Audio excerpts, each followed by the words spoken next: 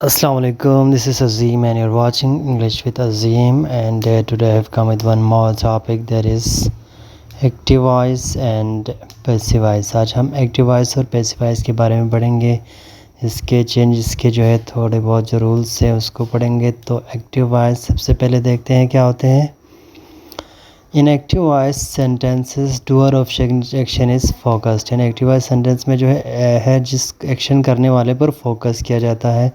The action performer is kept at beginning of the sentence. Sentence के जो शुरू में एक्शन परफॉर्म करने वाले को उसको सेंटेंस के शुरू में लिखा जाता है या उसको पढ़ा जाता है।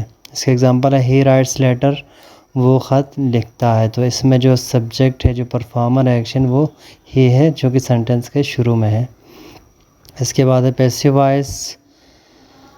In passive voice the object which undergoes for action is focused. अब जिस पे एक्शन होता है, जिस चीज़ पे एक्शन होता है उसे फोकस किया जाता है। The object will be broad at beginning of sentence as a subject. अब वो जो ऑब्जेक्ट है जिस पे काम हुआ था वो जो है सेंटेंस के शुरू में लेकर आते हैं और उसे एज अ सब्जेक्ट वहाँ पे लिखा जाता है। जैसे letter is written by him, ख़त उससे लिखवाया जाता है।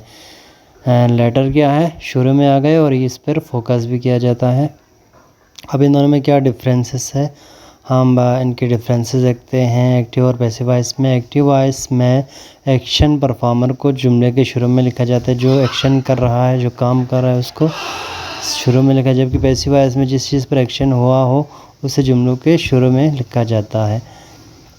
फॉर एग्ज़ाम्पल एक्टिव वॉइस में ही राइट्स लेटर, इसमें ही जो है एक्शन करने वाला है, और पैसिव वॉइस में letter is written by him, और लेटर पे काम हुआ है, यानी लेटर पे काम हुआ है तो लेटर को पैसिव वॉइस में आगे लिखा जाता है। और and now look at their forms of verbs. तो the active voice will have different forms of verbs. Active voice के डिफरेंट फॉर्म्स ऑफ वर्ब्स होते हैं। कहीं पे जैसे प्रेजेंट इंडेफिनिट में फर्स्ट फॉर्म, पास्ट इंडेफिनिट में सेकंड फॉर्म, इस तरह परफेक्ट में थर्ड फॉर्म। लेकिन all the passive voice will have only one form, there is third form.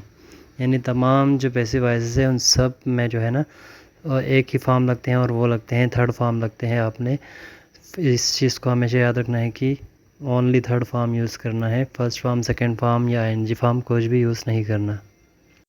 For example letter is written by him. अब यहाँ पे right की जो थर्ड फॉर्म है, रिटन, यहाँ पे लिखा गया है। तो हर जो पैसिव वॉइस है जितने भी सब के आपने थर्ड फॉर्म लगाने हैं। Thank you very much. Allah हाफिज़।